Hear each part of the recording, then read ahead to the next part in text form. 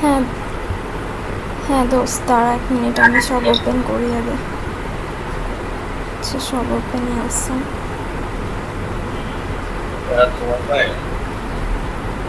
না, আমি ঘুমাতে যাবো একটু পরে, এই জন্যই ডাকলাম, কারণ ঘুম দিলে তো আর উঠবো অনেক রাতে। আচ্ছা যাই হোক, চ্যাপ্টার 4 না, চ্যাপ্টার 4-এ আমি তো তোদেরকে তখনই বলছি যে এইচটিটিপি, টিসিপি, ইউডিপি এগুলো বেশি ইম্পর্ট্যান্ট না, মানে একটু জাস্ট দেখে যাবি এইচটিটিপি হয়ে কাজ করে। মানে এখানে কি করে, ক্লায়েন্ট হচ্ছে রিকোয়েস্ট পাঠায়, সেই রিকোয়েস্টটা হচ্ছে প্রসেস করে, দেন সার্ভার আবার হচ্ছে সেটা রেসপন্স দেয়, আর ক্লায়েন্ট তারপর রেসপন্সটাকে প্রসেস করে, এটাই, আর কিছু পড়া লাগবে না। আর এখানে কি কি গেট, পোস্ট, পুট আর ডিলিট, এই কয়টা মেথড আছে, কোনটা কি করে এটা তো জানিসই, এইটুকু পড়লেই হবে, আর কিছু পড়ার দরকার নেই এটা থেকে। তারপর এইটা একটু বেশি ইম্পর্ট্যান্ট, মানে এটা স্যার দিয়েছিল মনে হয় কুইজে, যে এইচটিটি প্রোটোকল কেন হচ্ছে আইওটির জন্য সুইটেবল না, বুঝছিস? এটা সুইটেবল না দেখেই পরে হচ্ছে আরও প্রোটোকল আসছে। এখানে টিসিপি, ইউডিপি জাস্ট একটু মনে রাখ, মানে এত বেশি পড়া লাগবে না, জাস্ট টিসিপি কানেকশন ওরিয়েন্টেড আর ইউডিপি কানেকশন থাকে না, এটা রিলায়েবল, এটা রিলায়েবল না, এটা ফ্লো কন্ট্রোল, কনজেশন কন্ট্রোল থাকে, এটার কোনো ফ্লো কন্ট্রোল, কনজেশন কন্ট্রোল থাকে না, জাস্ট এতটুকু মনে রাখলেই হবে। কারণ আমার মনে হয় না এগুলো সম্পর্কে আলাদাভাবে কোয়েশ্চেন আসবে, এটা হচ্ছে ভেতরে যখন এক্সপ্লেন করতে হবে কোনো প্রোটোকল স্ট্যাক, তখন হয়তো অল্প একটু বলতে হবে। তারপর এটা একটু আসতে পারে যে অ্যাপ্লিকেশন লেয়ার প্রোটোকল কেন প্রেজেন্ট থাকে না আর কি। হ্যাঁ, তো এটার কারণ এখানে মানে একটু অনেক ইজি, যে আইওটিতে যেসব ডিভাইসগুলো ইউজ করা হয় সেগুলো ক্লাস 0 ডিভাইস, মানে ওগুলো কনস্ট্যান্ট হয়, মানে লিমিটেড থাকে অনেক বেশি, তো এত লিমিটেড থাকে বলে ওটাতে হচ্ছে প্রোটোকল ইউজ হয় না আর কি, এই জন্য ডেটাগুলো স্ট্যান্ডার্ড হয় না, তো স্ট্যান্ডার্ড বানানোর জন্য ডেটা ব্রোকার ইউজ করা হয়। তো এটাও শেষ, এটাও জাস্ট ওই 1-2 মার্কের থিওরি হিসেবে আসবে, এটা থেকে আর পড়ার কিছু নাই। মেইন ইম্পর্টেন্স হচ্ছে এখান থেকে শুরু, কিন্তু এই পেজটা তাও পড়বি না, মানে এই পেজে মনে হয় না এই পেজ থেকে কিছু আসবে। হ্যাঁ, স্ক্যাডা হচ্ছে ইম্পর্টেন্ট, তো স্ক্যাডার মেইন হচ্ছে এখান থেকে পড়তে হবে, যে স্ক্যাডা কীভাবে আইপি প্রোটোকলটাকে অ্যাডাপ্ট করে। এখানে ডিএনপি 3 নিয়ে একটু বলা আছে, কিন্তু এইটাও বেশি একটা ইম্পর্টেন্ট না আই গেস, তবু এটা একটু দেখিস, এটা থিওরিটা আমার ভিডিও থেকে দেখিস, আর এই যে এইটা একটু মুখস্থ, যদি আসে অ্যাডাপ্টিং স্ক্যাডা ফর আইপি, তাহলে এই ছবিটা এঁকে দিস। মেইন ইম্পর্টেন্ট হচ্ছে টানেলিংটা, হ্যাঁ, মানে এটা অনেক বেশি ইম্পর্ট্যান্ট। স্ক্যাডা হচ্ছে আইপি নেটওয়ার্ক অনেকভাবে অ্যাডাপ্ট করে, একটা হচ্ছে তোর এই যে ডিএনপি 3 প্রোটোকল ইউজ করে, সেটা হচ্ছে এটা, আর একটা হচ্ছে টানেলিং ইউজ করে, সেটা হচ্ছে এটা। এই চিত্রটাও হচ্ছে ভালো মতো করে মুখস্থ করে রাখিস। হ্যাঁ, আর হচ্ছে এখানে কি হচ্ছে সেই প্রসেসগুলো, বিশেষ করে এই 3টা ইমপ্লিমেন্টেশন সিনারিও। আচ্ছা যাই হোক, এটা ভিডিওতে আসে। এরপর হচ্ছে ট্রান্সলেশন, তো শুধুমাত্র যে টানেলিং দিয়ে করে তা না, এখানে ট্রান্সলেশন দিয়েও করে, বুঝছিস? কেন টানেলিং এনাফ না, এটা এখানে বলা আছে যে টানেলিং করলে হয় না শুধু, মানে এখানে তো টানেলিং করে হচ্ছে স্ক্যাডা আইপি নেটওয়ার্কে যায়, বাট টানেলিং এনাফ না, তো সেই জন্য হচ্ছে স্ক্যাডা প্রোটোকল ট্রান্সলেশন ইউজ করা হয়। তারপরে এই যে এই চিত্রটা, বুঝতেই পারতেছিস যে এইটার টানেলিংয়ের জন্য এই চিত্র লাগবে, আর ট্রান্সলেশনের জন্য এই চিত্রটা। এটা কিছু না, IPv4 থেকে IPv6-এ কনভার্ট করে। এরপর হচ্ছে এটাও পড়িস, এটাও পড়িস, এটা বেশি কম ইম্পর্টেন্ট না, বাট টানেলিং আর হচ্ছে প্রোটোকল ট্রান্সলেশন বেশি ইম্পর্টেন্ট। এরপরে এটাও ইম্পর্টেন্ট আর কি, এটাও পড়িস। এটাতে ম্যাপটি ইউজ করা হয় না, এটা ভালোই ইম্পর্টেন্ট, ম্যাপটি আসতেই পারে, তখন হচ্ছে এই চিত্রটা এঁকে দিতে হবে। আর জেনরিক ওয়েব বেসড প্রোটোকল, এটা আমি নিজে রিডিং পড়ে কিছু বুঝি নাই, খুবই বাজে লাগছে। এখন এটা 1 মার্কস কি রেখে আসলো, এখন ওইটা হচ্ছে 1 মার্কস 2 মার্কসে আসতেই পারে, জেনরিক ওয়েব বেস যেটা। আমি কি এটাতে ছিলাম? হ্যাঁ, আচ্ছা। এরপর হচ্ছে এইটা অনেক ইম্পর্ট্যান্ট, এটা হচ্ছে কোঅ্যাপ আর এমকিউটিটির মেইন প্রোটোকল স্ট্যাকটা, এটা আঁকতে দিতেই পারে। তো কোঅ্যাপের ক্ষেত্রে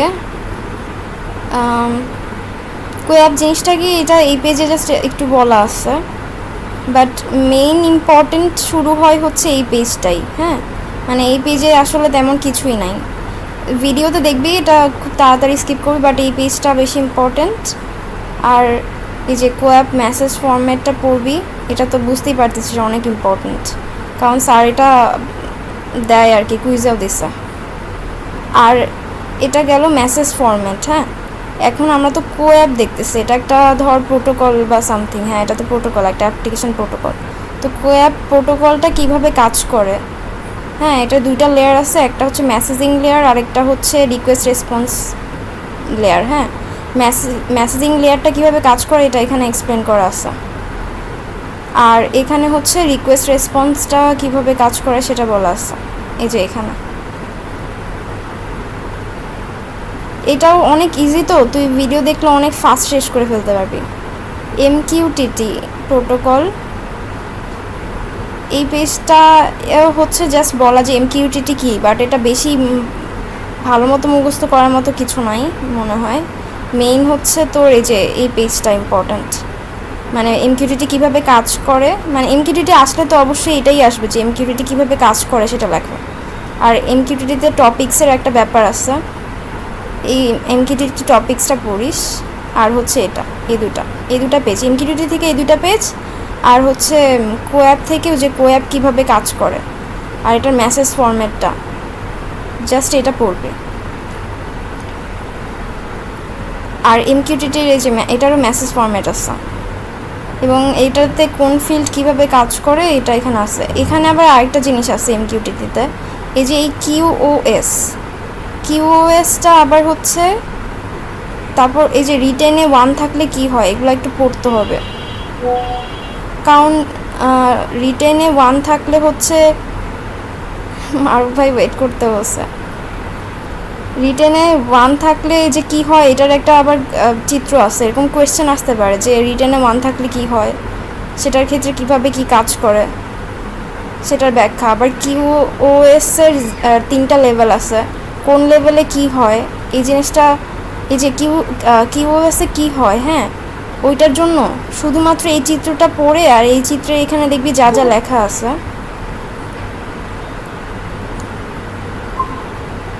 মানে কিউওএসের জন্য এই চিত্রের মধ্যে যা যা লেখা আছে এইগুলা পড়লেই হবে, বুঝছিস? মানে এই ব্যাখ্যাটাকেই সামারাইজ করে এই চিত্রের মধ্যে লিখে দিচ্ছে। তুই যদি শুধু এই চিত্রটা পড়িস তাহলে তোর এমকিউটিটির 3টা লেভেলে সব আসলে পড়া হয়ে যাবে, এইগুলা এত কিছু পড়া লাগে না আসলে। আর কিউওএস আসলে এই যে এই চিত্রগুলো তো আঁকতে হবে, ঠিক আছে? তাহলে কিউওএসে মেইনলি হচ্ছে এই চিত্রটা আর এই যে লেখাটা ইম্পর্ট্যান্ট, মানে এই পেজটা, আর হচ্ছে এই যে এই চিত্রগুলো। আর রিমেনিং লেন্থটা আসবে কিনা আমি বলতে পারতেছি না, কারণ এটা স্যার দেয় নাই আসলে কুইজে, ইম্পর্টেন্ট নাও হতে পারে, বাট তবু একটু দেখে যাওয়া উচিত, একটাই ম্যাথ আসছে পুরো আইওটিতে। আর এমকিউটিটি আর কোঅ্যাপের মধ্যে ডিফারেন্স, এটাও তো ইম্পর্টেন্ট। এটাই আর কি চ্যাপ্টার 4 থেকে। আমি করতেছি চ্যাপ্টার 5-এ হচ্ছে তোর এই যে এই জিনিসটা একটু বুঝতে হবে। হ্যাঁ, এটা একদম ঢালা মুখস্থ করে কিছু নাই, আমি ভিডিওতে দিয়ে রাখছি, জাস্ট এটা একটু বুঝতে হবে। এটা মানে কেন আইওটির জন্য সেন্ট্রালাইজডটা প্রবলেম, এটার জন্যই ফেডারেটেডটা আসছে, এবং ফেডারেটেডটা ডিসেন্ট্রালাইজড। আর ডিসেন্ট্রালাইজডটা কীভাবে কাজ করে এটা এখানে বলা আছে। তো একটা কাজ করতে পারি যে এই পেজ আর এই পেজ কিছু না পড়ে আলটিমেটলি এইটা পড়লেই হয়, কারণ এইটাই ছিল প্রবলেম, মানে 2 পেজের সামারি এই পেজটা আর কি, এটাই প্রবলেম। আর এটা ফেডারেটেড দিয়ে এই সলিউশনগুলো আসছে, এটাই ওই 2 পেজে লেখা ছিল, তো রিপিটেশন দরকার নেই, এটা পড়লেই হয়। তারপর হাউ ফেডারেটেড লার্নিং ওয়ার্কস, এইগুলো একই কথা লিখছে, বুঝছিস? ওইখানে যেটা লিখছে। তারপরও এইটা যে ভিডিও বললাম, ভিডিওতে অনেক শর্ট, তাড়াতাড়ি দেখে যাবি, এগুলোতে এত টাইম দিবি না, জাস্ট বুঝে যাবি। এখন এখানে কিছু মানে এখানে যেগুলো বলা থাকে না প্রত্যেকটা, এখানে আমি কী কী আছে আমি একটু বলি। এখানে টোটাল 4টা জিনিস আছে। ফেডারেটেড অ্যাভারেজিং অ্যালগোরিদম, মানে 4টা অ্যালগোরিদম আছে এখানে, 4টা অ্যালগোরিদম আছে। তো স্যার হচ্ছে সিনারিও দিয়ে দেয়, মানে ওই সিনারিও দেখে তোর বুঝতে হবে কখন কোন অ্যালগোরিদমটা অ্যান্সারে লিখবি। আর এই যে সিনারিওটা যে তোর বুঝতে হবে, ওই সিনারিও বোঝার জন্য হচ্ছে এইসব থিওরিটিক্যাল কথাবার্তা একটু পড়া লাগে, কিন্তু আসে কিন্তু অ্যালগোরিদম লেখাটা, মানে তুই অ্যালগোরিদমের এই একটা পেজই মুখস্থ করবি, কিন্তু সিনারিও কোনটার জন্য কী চুজ করবি এটা বোঝার জন্য হচ্ছে এটা পড়া লাগে আসলে, বুঝছিস? তারপর এই যে স্টকেস্টিক গ্রেডিয়েন্ট ডিসেন্টের জন্য সেম, যে এখানে সিনারিওর জন্য খালি এটা পড়া লাগবে, এই যে এই 2 পেজ হচ্ছে সিনারিওর জন্য পড়া লাগবে। আর হচ্ছে এখানে এই যে মেইন অ্যালগোরিদমটা, এখান থেকে যদি থিওরিটিক্যাল অ্যালগোরিদম ছাড়া কিছু আসে, সেটা হচ্ছে এই যে আইআইডি আর নন আইআইডির মধ্যে পার্থক্য আসবে, মানে এইভাবে আসবে না আলাদাভাবে, এই দুটো আসলে এই দুটার মধ্যে পার্থক্য আসবে। এটা দেখিস যে আমি হচ্ছে ভিডিওতে দুটো সাইডে রেখে দুটার পার্থক্য আমি বুঝাইছি। আর এই পেজ থেকে আমার কাছে মনে হয় যে কিছু মানে এইসব গ্রাফ আসার কথা না, বাট স্যার দিছিল কি না আমার মনে নাই, মনে হয় দিছিল, মনে পড়তেছে না এক্স্যাক্টলি। মানে এখান থেকে আসলেই কিছু নাই, ঠিক আছে? এখানে ইম্পর্টেন্ট হচ্ছে ফেডারেটেড অ্যাভারেজ আর স্টকেস্টিক গ্রেডিয়েন্ট ডিসেন্টের পার্থক্য, বুঝছিস? এখানে একটা পার্থক্য বলা আছে। আর এই যে এই পেজে যেটার মধ্যে আমি বসলাম সিনারিওর জন্য পড়তে, এই পেজে অনেকগুলো পার্থক্য লেখা আছে, বুঝছিস? আসলে এই যে ফেডারেটেড অ্যাভারেজ আর স্টকেস্টিক গ্রেডিয়েন্ট ডিসেন্টের পার্থক্যটা আসতে পারে। আর হচ্ছে নন আইআইডির জন্য এটা খুবই ইম্পর্ট্যান্ট, যে ফেডারেটেড অ্যাভারেজ কেন নন আইডির জন্য ভালো না, সেটার সলিউশন হিসেবে ফেডারেটেড অ্যাভারেজকে ভালো করার জন্য প্রক্সিমাল আসছে। এবং প্রক্সিমাল এগুলো কিন্তু পড়তে হবে ওই জন্যই যে সিনারিও দেখে তোর বুঝতে হবে যে এটা কেন ভালো। ফেডারেটেড প্রক্সিমালটা মেনলি আমার কাছে মনে হয়েছে যে নন আইআইডির জন্য বেস্ট। আরেকটা আছে যদিও স্টকেস্টিক গ্রেডিয়েন্ট ডিসেন্টও বেস্ট, কিন্তু আমার মনে হয়েছে স্টকেস্টিক গ্রেডিয়েন্ট ডিসেন্টের থেকেও এটা বেস্ট, কারণ এটার মধ্যে ফেডারেটেড অ্যাভারেজের ভালো দিকগুলো আছে। এটা একটু মনে রাখিস যে আমি এটা বলছিলাম। আর এই এটা তো অ্যালগোরিদম তো মুখস্থ করতেই হবে। এটা হচ্ছে ফ্যারাডের অ্যাসিনক্রোনাসের অ্যালগোরিদম। আর আমি তোকে বলছি যে প্রথম পেজগুলোতে কেন কোন কেসে হচ্ছে ইউজ করতে হবে সেসব কাহিনী বলা আর কি। আর এই অ্যালগোরিদমগুলোতে তো হচ্ছে ডেটা সেট দেওয়া হয়, তো ডেটা সেটগুলোকে হচ্ছে কীভাবে পার্টিশন করা হয় এগুলো এখানে বলা। এগুলো আবার হচ্ছে অ্যালগোরিদমের মতো ওইভাবে করে মুখস্থ করা লাগবে না, এগুলো জাস্ট 1-2 মার্কসের কোয়েশ্চেনের জন্য আসতে পারে, মানে এই দুটা পার্থক্য। তো তখন ওটা একটু হালকা করে দেখে যাবি, অত টাইম নিয়ে দেখবি না। ডিফারেনশিয়াল প্রাইভেসিটাও হচ্ছে থিওরিটিক্যালভাবে একটু ফাস্টার বুঝে যাবে। মানে ডিফারেনশিয়াল প্রাইভেসিতে কিছু করা হয় না, জাস্ট হচ্ছে একটা নয়েজ অ্যাড করা হয়, আর কিছু না। আমার কাছে মনে হয় যে এটা ইম্পর্টেন্ট না। স্যার যদি এইসব জিনিসপাতি দেয় কেমনে মুখস্থ করবে, এটা পড়লেও তোর মনে থাকার কথা না, বুঝছিস? তো এটা স্কিপ করতে পারিস। আর হচ্ছে ইউজ কেসগুলো জাস্ট একটু রিডিং দিয়ে যাবি। আর চ্যালেঞ্জেসটা একটু মনে রাখতে হবে, ফ্যারাডেটেড লার্নিংয়ে কী কী চ্যালেঞ্জেস, এই চ্যালেঞ্জেসটা একটু দেখবি। আর একদম ফার্স্টের দিকে হচ্ছে ফ্যারাডেটেড লার্নিং কী কী সলিউশন আনছে, যেটা মেশিন সেন্ট্রালাইজ প্রবলেমে ছিল না, এটা পড়বি। থিওরিটিক্যাল এই দুটাই বেশি ইম্পর্ট্যান্ট এ তো। আর হ্যাঁ, ডিফারেনশিয়াল প্রাইভেসি এই যে এই সূত্রটা মেনে চলে, মানে এটা খুবই ইম্পর্টেন্ট, এটা মনে হয় কুইজ আসছিল। মানে ডিফারেনশিয়াল প্রাইভেসি আসলেই হচ্ছে এই সূত্রটা লিখে দিবে, এটাই হচ্ছে কথা। আচ্ছা, বুঝতে পারছি মোটামুটি। তোর হচ্ছে ৭ এর পরে ৬ সব থেকে বড়, তাই না? ৪ দেখাইলি, ৪। 4 আর 5 দেখাইছি। হ্যাঁ, ৭ বড় আছে, ৪ বড় আছে, আর ৬ও মেবি একটু বড়, তাই না? 4 বড় লাগছে। মানে ফিগার আছে আর কি, ওই ফিগারগুলো হয়তো বা, হ্যাঁ। বড় কিন্তু আর এটা একটু বেশি ইজি, মানে 4টা। কেন? কারণ এটার মধ্যে মানে সব বোঝার জিনিস, মুখস্থ করার জিনিস নাই।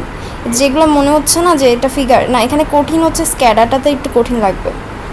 হ্যাঁ, স্ক্যাডা, এই যে স্ক্যাডা পর্যন্তই হচ্ছে কঠিন। এরপর যে কোয়াপ আর এমকিউটিটি না, দুটা একদম ইজি, মানে জাস্ট সেন্ডারের কাছে সেন্ড করতেছে, রিসিভার রিসিভ করতেছে, এইসব কথাবার্তায় বারবার বলতেছে, বুঝছিস?